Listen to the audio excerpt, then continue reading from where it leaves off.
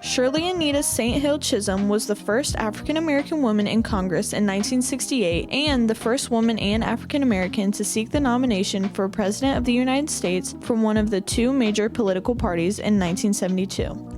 Born in Brooklyn, New York on November 30th, 1924, Chisholm was the oldest of four daughters to immigrant parents Charles St. Hill from Guyana and Ruby Seal St. Hill from Barbados. She graduated from Brooklyn Girls High in 1942 and from Brooklyn College cum laude in 1946, where she won prizes on the debate team. Although professors encouraged her to consider a political career, she replied that she faced a double handicap as both black and female. In 1964, Chisholm ran for and became the second African American in the New York legislature after court-ordered redistricting created a new, heavily Democratic district in her neighborhood. In 1968, Chisholm sought and won a seat in Congress. There, Fighting Shirley introduced more than 50 pieces of legislation and championed racial and gender equality, the plight of the poor, and ending the Vietnam War. She was a co-founder of the National Women's Political Caucus in 1971 and in 1977 became the first black woman and second woman ever to serve on the Powerhouse Rules Committee. Discrimination followed Chisholm's quest for the 1972 Democratic Party presidential nomination. She was blocked from participating in televised primary debates and after taking legal action was permitted to make just one speech.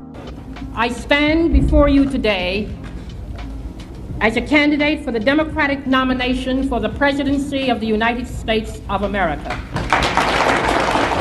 Still, students, women, and minorities followed the Chisholm Trail. She entered 12 primaries and garnered 152 of the delegates' votes, despite an underfinanced campaign and contention from predominantly male caucus. That I felt that the time had come when a black person or a female person could and should be President of the United States of America, not only white male. George Wallace, who was a segregationist and an opponent of Chisholm for the Democratic Party vote, was shot on May 15, 1972. George Wallace was shot 5 times in Laurel, Maryland. One of the bullets lodged into his spine, which paralyzed him from the waist down for the rest of his life. Wallace was shot by Arthur Bremer, who wanted to become famous by assassinating President Nixon, but when that plan seemed too difficult, Bremer picked Wallace as the next best thing.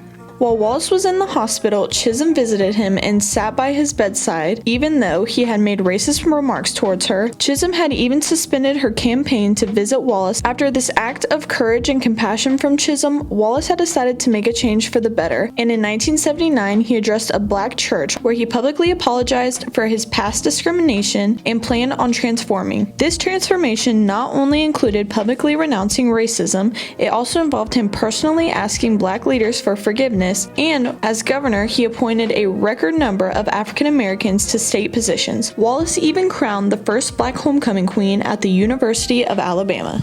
Chisholm published an autobiography in 1970 that accounts her remarkable rise from a young girl in Brooklyn to America's first African American congresswoman. This autobiography was then made into a documentary in 2004. Chisholm retired from Congress in 1983, then sadly passed away on January 1, 2005 after suffering several strokes.